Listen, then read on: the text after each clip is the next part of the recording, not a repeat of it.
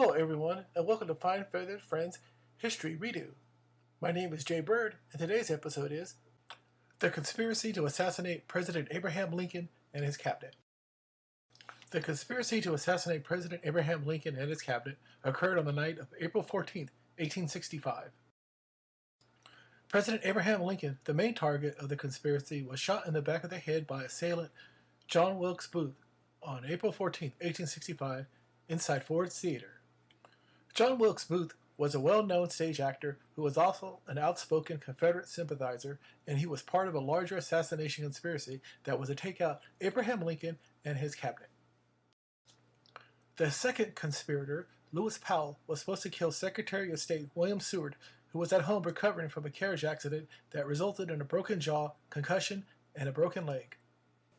Powell, posing as a delivery boy, was able to get close enough to shoot Seward with his revolver before his son Frederick, who was watching his dad, attacked him. His son was suspicious about the delivery boy because A, no one called for any medicine to be delivered, and B, it was in the middle of the night. Frederick was beaten over the head with the revolver when it misfired. Powell entered Seward's bedroom armed with a knife, slashed the nurse, and got in a few stabs before jumping out the window and fleeing on a horse. Seward received only a few non-life-threatening wounds. His metal braces that supported his broken bones saved his life.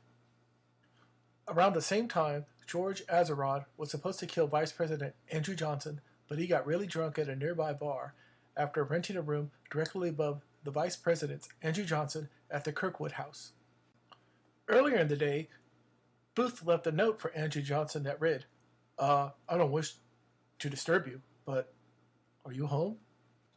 Booth, always an overplanner, left the message to make it look like Andrew Johnson was somehow connected with Booth. Right after Booth shot Lincoln in the back of the head with a small Derringer pistol, he was almost stopped by his bodyguard, Henry Rathbone. Rathbone was deeply cut by the dagger that Booth carried and nearly died from the stab wound.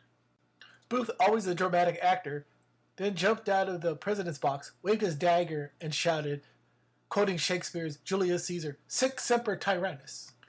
Edmund Spangler, a stagehand at Ford's Theater and a friend of Booth's, looked after his horse before and after the assassination. The gravely injured Lincoln was carried out of Ford's Theater and taken nearby to the Peterson House. Lincoln clinged on to his life as the doctors and family stood nearby, monitoring his condition as the nation waited for any sign of good news. David Harold, who was the overseer of the assassination plot and who guided Lewis Powell to Seward's home, was now on the run after ditching Powell and looking to meet up with Booth, who was also on the run too. Powell ran from the Seward house after he was ditched by Harold, got lost in Washington, D.C., and ran back to the conspirators' hideout, Mary Stuart's boarding house, while still wearing his bloody clothes. He was arrested by the D.C. police who were waiting for him. The D.C. police suspected that John Surratt Jr. and his mother, Mary Surratt, may have somehow been involved in Powell's recent run-in with the Seward family.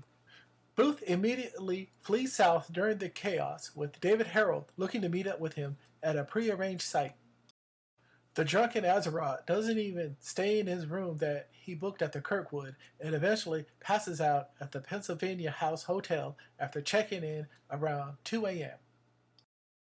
President Lincoln never recovered from his bullet wound and eventually died several hours later.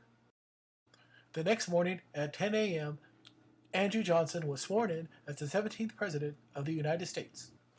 Johnson reportedly drank heavily during the night that Lincoln laid on his deathbed. According to local newspaper reports, he was so drunk that he passed out and had to be sobered up to let him know that he was a new president. Eyewitnesses described him as having very puffy eyes and there was dirt in his hair. A barber and a doctor were brought in to clean him up for the inauguration ceremony. Booth and his two cohorts that didn't get arrested, John Seward and Harold, were on the run for over a week. They were the subject of a nationwide manhunt. Surratt, who had no idea why he was being charged with the murder of Lincoln, fled to Canada until the day he died, denied having anything to do with Booth or his crazy conspiracy to assassinate the president. Booth and Harold managed to hide from the authorities, who eventually tracked them down at Garrett's farm, where they cornered them On April 26, 12 days after the assassination of President Abraham Lincoln, members of the 16th New York Cavalry ordered them to come out or they'll burn down the barn they were sleeping in. Harold immediately surrendered. Booth, the ever so dedicated actor, shouted, "I will not be taken alive." Sergeant Boston Corbett snuck from behind and shot Booth in the back of the head near the same sweet spot that he nailed Lincoln.